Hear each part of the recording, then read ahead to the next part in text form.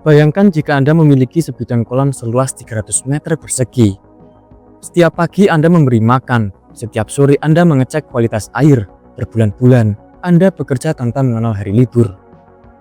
Ketika panen tiba hasilnya memang cukup banyak, namun setelah biaya pakan, benih, listrik, obat, dan tenaga dihitung, keuntungan yang tersisa ternyata jauh dari harapan. Ironisnya bukan karena Anda gagal memelihara ikan, justru Anda berhasil memanennya. Yang gagal adalah strategi bisnisnya. Inilah kenyataan yang mulai dirasakan banyak pembudidaya skala kecil. Mereka bekerja semakin keras, tetapi keuntungan tidak bertambah. Bahkan di beberapa daerah, margin terus menyusut dari tahun ke tahun. Mengapa bisa demikian? Apakah penyebabnya biaya pakan? Apakah karena cuaca? Ataukah sebenarnya sejak awal kita memilih komoditas yang salah? Hari ini, kita akan membahas sebuah pertanyaan yang mungkin membuat banyak orang tidak nyaman. Benarkah nila masih menjadi pilihan terbaik? Ataukah ada komoditas lain yang diam-diam mampu menghasilkan keuntungan yang jauh lebih besar di lahan yang sama?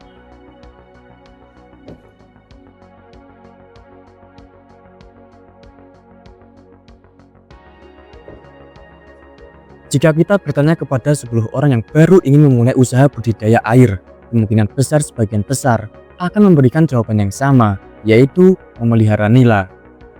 Jawaban itu tidaklah salah. Selama puluhan tahun, nila memang menjadi simbol budidaya yang mudah dipelajari. Ikan ini dikenal tahan terhadap perubahan lingkungan, mampu beradaptasi dengan berbagai kondisi air, relatif cepat tumbuh, dan teknologi budidayanya sudah sangat dikenal masyarakat. Semua alasan itu membuat nila menjadi pintu masuk bagi banyak petani maupun masyarakat yang baru mengenal dunia perikanan. Namun justru karena terlalu banyak orang berpikir sama, muncul persoalan yang sering tidak disadari.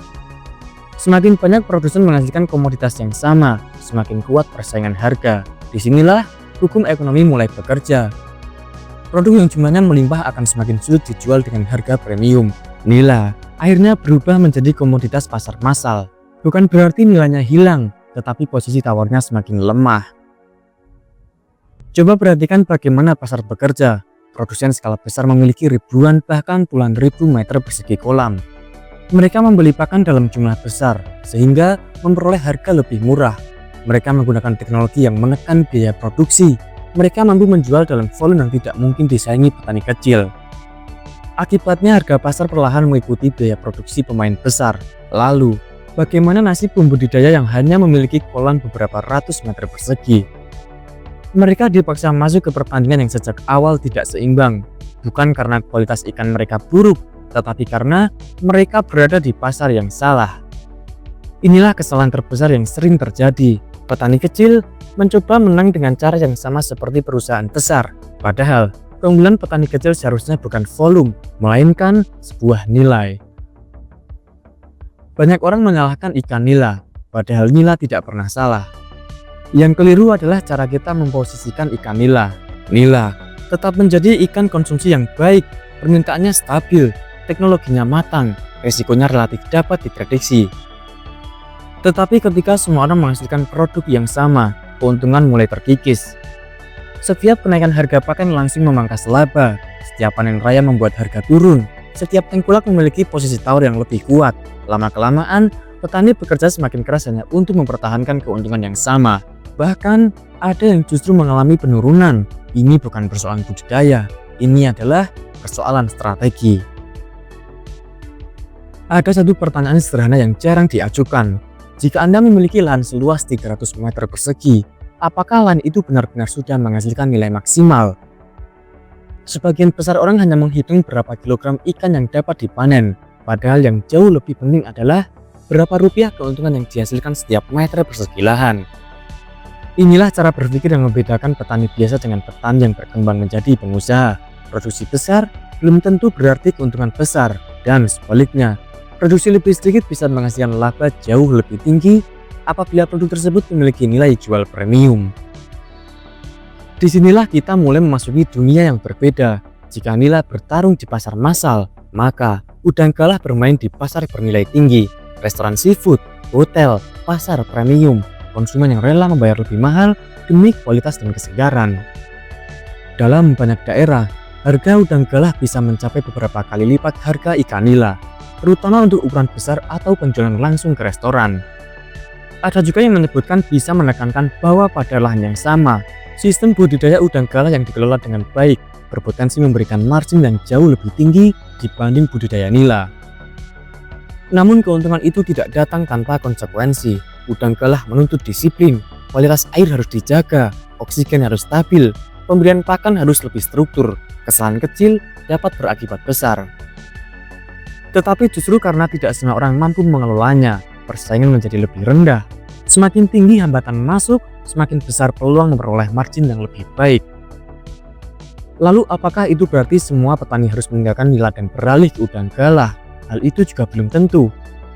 Karena masih ada satu komoditas lain yang jauh lebih dikenal masyarakat Indonesia, lebih sering dicari rumah makan, memiliki harga yang relatif stabil, dan dalam banyak kasus justru lebih mudah dipasarkan daripada udang galah. Ikan itu adalah gurame.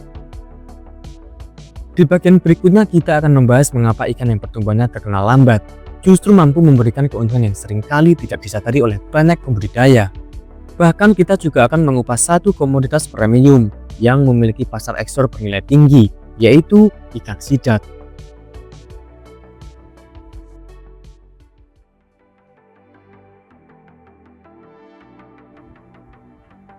Pada bagian sebelumnya kita telah melihat satu kenyataan yang mungkin mengejutkan banyak orang, bahwa masalah terbesar petani kecil ternyata bukan selalu biaya pakan, bukan pula luas kolam yang terbatas. Masalah terbesar justru sering berasal dari pilihan pasar. Ketika semua orang memelihara komoditas yang sama, semua orang akhirnya berebut pembeli yang sama. Akibatnya harga menjadi semakin sulit naik. Oleh karena itu, kita membahas bagaimana udang galah mampu keluar dari persaingan pasar massal dan masuk ke pasar bernilai lebih tinggi. Namun tidak semua daerah cocok untuk udang galah dan tidak semua petani ingin mengolah sistem yang lebih intensif. Lalu muncul pertanyaan yang jauh lebih menarik. Apakah ada komoditas yang lebih dikenal oleh masyarakat Indonesia, lebih mudah diterima di restoran, tetapi tetap memiliki nilai jual yang tinggi? Jawabannya adalah gurame. Dalam dunia budidaya, kecepatan sering dianggap sebagai segalanya. Semakin cepat panen, semakin cepat modal kembali, semakin cepat keuntungan datang. Logika itu terdengar masuk akal, namun kenyataannya tidak selalu demikian. Ada banyak usaha yang panennya cepat tapi marginnya tipis, dan sebaliknya, ada usaha yang membutuhkan waktu lebih lama, tetapi setiap panennya menghasilkan keuntungan yang jauh lebih besar. Dan gurame termasuk dalam kelompok kedua. Banyak petani pemula langsung mengurungkan niat ketika mendengar bahwa gurame tumbuh lebih lambat dibanding nila maupun lele. Mereka menganggap waktu tunggu yang panjang sebagai kelemahan utama, padahal justru waktu itulah yang membuat gurame tidak dibanjiri produsen. Semakin sedikit orang yang bersedia menunggu, semakin sedikit pula pesaing di pasar.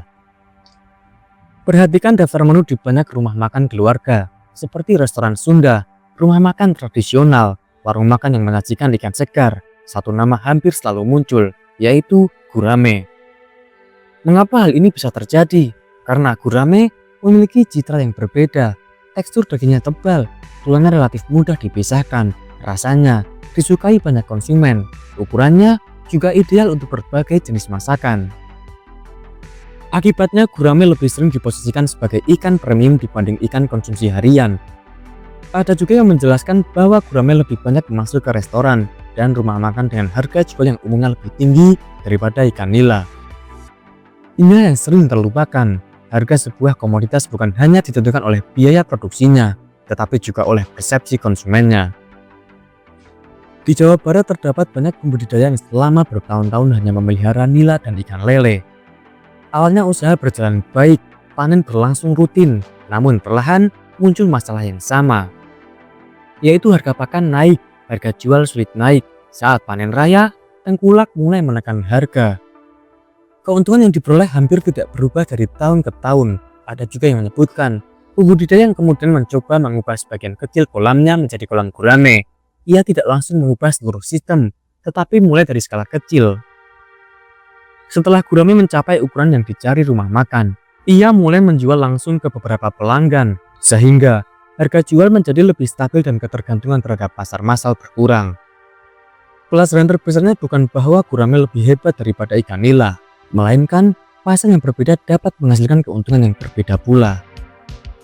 Banyak orang ketika mendengar harga gurame jauh lebih mahal, pasti lalu langsung tergiur. Padahal, ada sisi lain yang harus dipahami, seperti siklus budidaya lebih panjang, perputaran modal lebih lambat, dan kesalahan dalam pemberian pakan akan terasa lebih mahal karena waktu pemeliharaan yang terasa lebih lama. Karena itu, gurame bukan pilihan bagi mereka yang mengejar panen tercepat.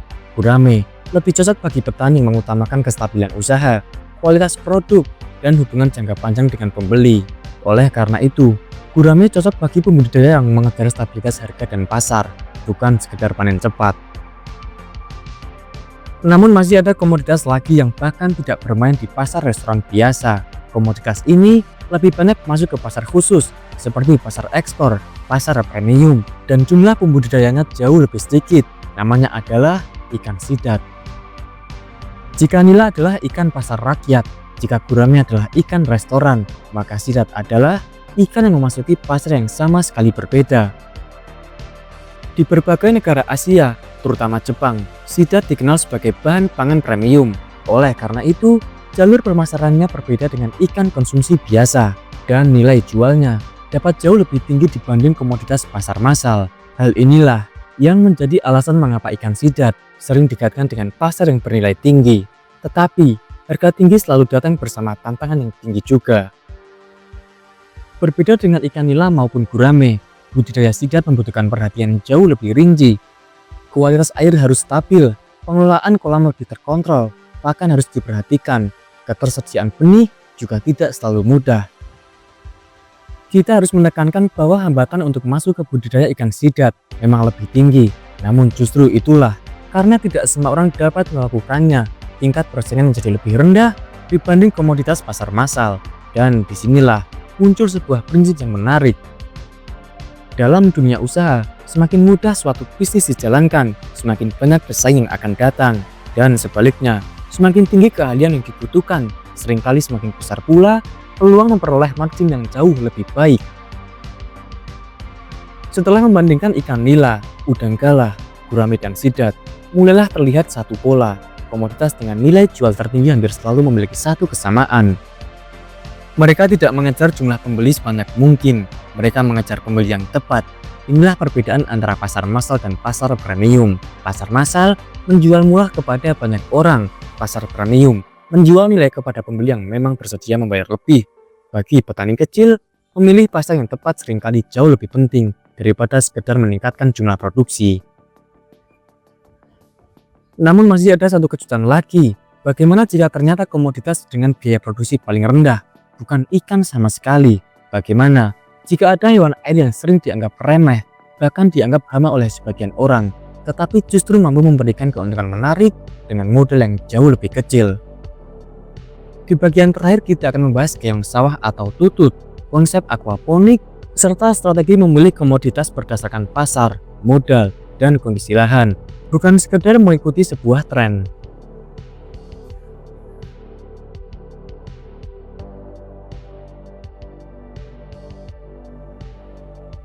Selama ini kita terbiasa mengukur keberhasilan budidaya dari satu hal. Semakin besar ikannya, semakin cepat panennya, semakin banyak hasilnya.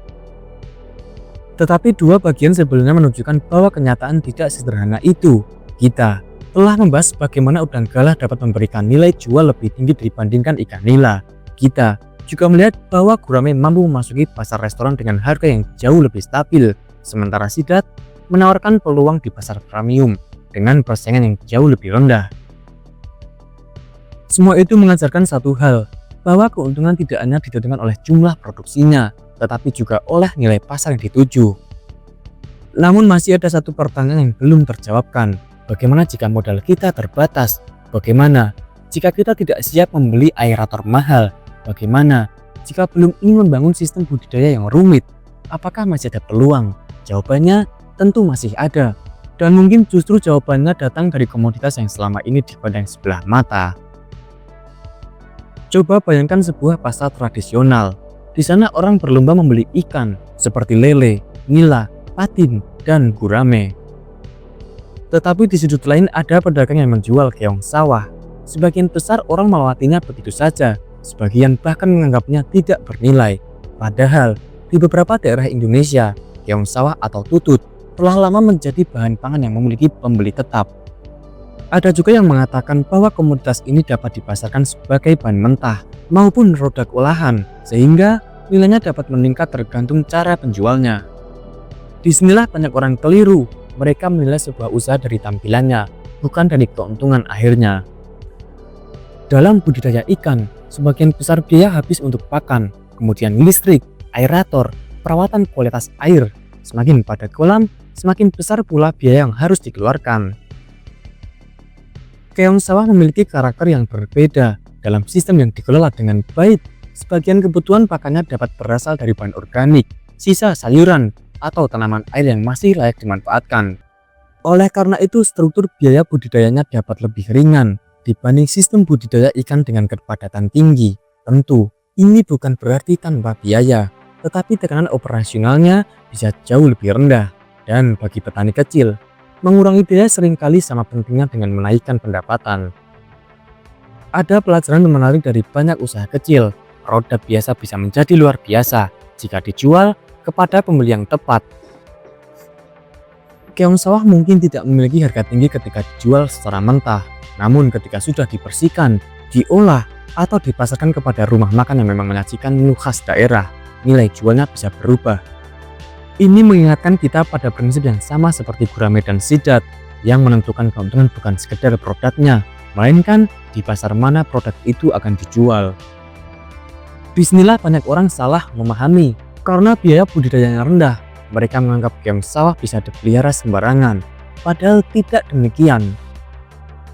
Budidaya keong sawah juga harus menjaga kebersihan air, jenis keong yang dipelihara, proses pencucian, serta keamanan pangan harus menjadi perhatian utama apabila produk akan dipasarkan sebagai bahan makanan. Artinya, murah bukan berarti asal, sederhana bukan berarti tanpa standar.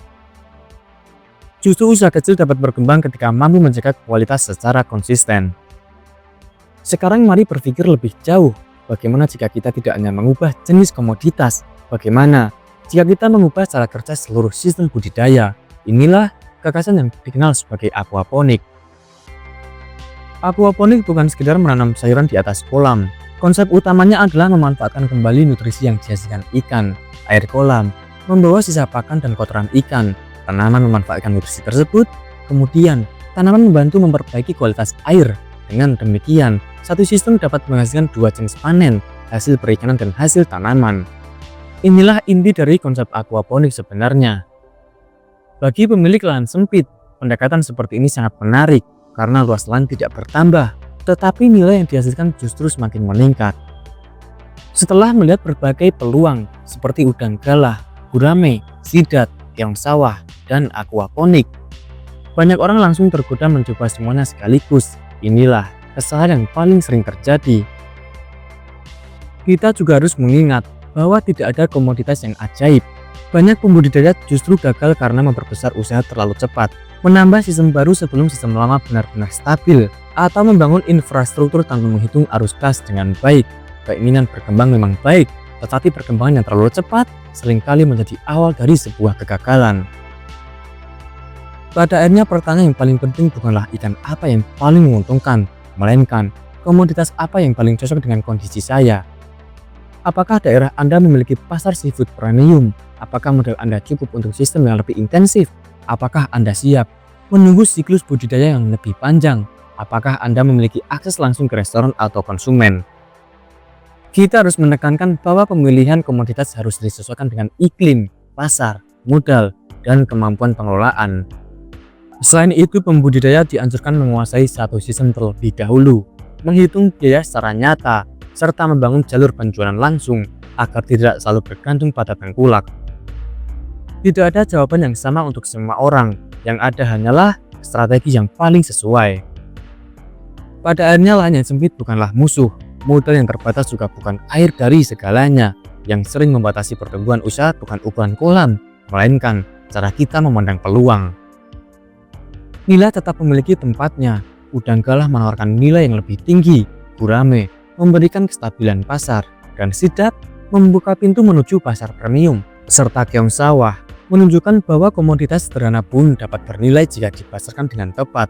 Dan aquaponik mengajarkan bahwa satu sistem bisa menghasilkan lebih dari satu sumber pendapatan. Karena dalam dunia budidaya, yang bertahan bukan selalu mereka yang memiliki kolam besar, bukan pula mereka yang memiliki modal paling banyak, melainkan mereka yang memahami pasar, menghitung biaya dengan disiplin, dan mengambil keputusan berdasarkan strategi, bukan sekedar mengikuti tren. Semoga setelah nonton serial ini, Anda tidak lagi bertanya komoditas apa yang sedang populer, tetapi mulai bertanya komoditas apa yang paling sesuai dengan kondisi saya, sehingga usaha ini bisa bertahan dan berkembang dalam jangka panjang. Sampai jumpa di video berikutnya. Jangan lupa untuk terus belajar, karena di dunia pertanian dan perikanan, pengetahuan yang tepat seringkali menjadi investasi dengan hasil yang terbesar.